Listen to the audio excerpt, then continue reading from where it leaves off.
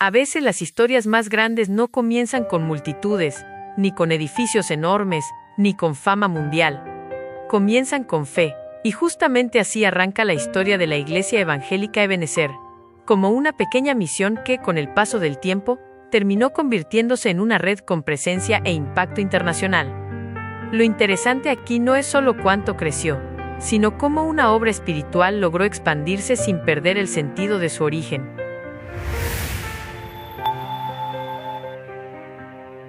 Aquí es donde la historia se vuelve realmente impactante. Pasar de apenas 15 personas en South Bay, California, y de reuniones en un garaje en San Pedro Sula, a megatemplos que hoy reúnen a miles. Ese contraste atrapa de inmediato, porque demuestra que el tamaño del inicio no siempre define el tamaño del legado. La verdadera pregunta no es solo cómo crecieron tanto, sino qué convicción sostuvo ese crecimiento durante tantos años. Y hay un detalle que dice mucho antes incluso de hablar de fechas o edificios: el nombre. Ebenezer no fue elegido al azar. Proviene de una expresión bíblica que significa piedra de socorro. Una declaración de ayuda divina, de memoria espiritual y de dependencia de Dios. Eso convierte el nombre en algo más que una identificación. Lo vuelve una especie de resumen del ministerio. Restauración, servicio comunitario y expansión aparecen aquí como tres frutos de una misma raíz. Toda gran expansión tuvo una primera semilla, y en este caso, esa semilla fue plantada en 1960 en South Bay, California. El reverendo Miguel Canales y la pastora Lupe Canales dieron inicio a una misión pensada como refugio espiritual y cultural para la comunidad latina migrante. Lo llamativo es que no nació como una institución enorme, sino como una respuesta cercana a una necesidad real. Y justamente por eso logró evolucionar de una congregación pequeña a una iglesia bilingüe, multicultural y multigeneracional. En 1994 ocurre uno de esos momentos que cambian toda la historia: el salto de fe hacia Centroamérica. El pastor Germán Ponce y la doctora Ninosca de Ponce dejan Guatemala para plantar la obra en San Pedro Sula, Honduras. Y el comienzo fue tan humilde como desafiante: reuniones en un garaje, limitaciones de espacio y hasta carpas infantiles para recibir a los primeros asistentes. Pero aquí aparece un dato clave. El crecimiento no solo dependió del templo, también del alcance mediático, con el programa radial La Biblia Palabra Infalible, como motor de expansión regional.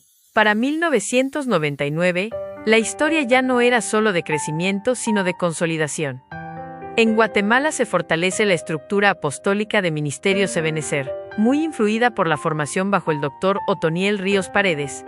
Tras su fallecimiento, el Consejo declara a Sergio Enríquez como pastor, y luego es reconocido como apóstol, marcando la independencia de la red y su énfasis en los 5 ministerios: apóstoles, profetas, evangelistas, pastores y maestros. Es decir, ya no era solo una iglesia creciendo, sino una visión organizándose con identidad propia. Pero crecer también trae presión, y esta parte lo deja claro. La fe avanzaba tan rápido que la infraestructura iba quedándose atrás. En California hubo 7 mudanzas estratégicas en 40 años para adaptarse al crecimiento orgánico, algo que ya de por sí habla de una obra en constante movimiento. Mientras tanto, en Honduras se levantaron 3 templos en apenas 10 años, culminando con el Auditorio Ebenezer en 2002, con capacidad para más de 3,000 personas. Y como si eso fuera poco, cada etapa fue interpretada espiritualmente: transformación, edificación y conquista. Si alguien preguntara cuál es el corazón doctrinal de Ebenezer, esta parte lo responde de forma bastante clara: restaurar, equipar y enviar. Primero, restaurar a las personas y devolverlas a Dios y a su núcleo familiar.